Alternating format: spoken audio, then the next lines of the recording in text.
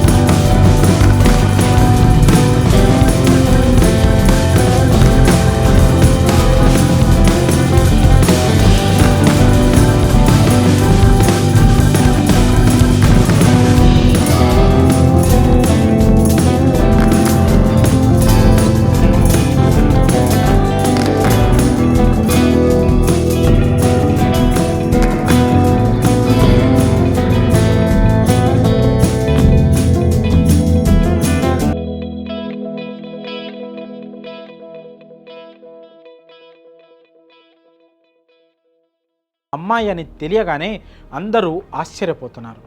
అదే కాలేజీలో చదువుతున్న ఓ విద్యార్థిని తన బాయ్ ఫ్రెండ్ కోసం ఇంత నీచాన్ని కొడిగట్టిందని వార్తలు వస్తున్నాయి.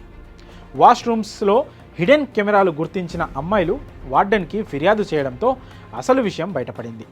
ఆ వీడియోలు డిలీట్ చేయాలని, తమకు న్యాయం చేయాలంటూ కాలేజ్ హాస్టల్ యాజమాన్యంపై మండిపడ్డారు.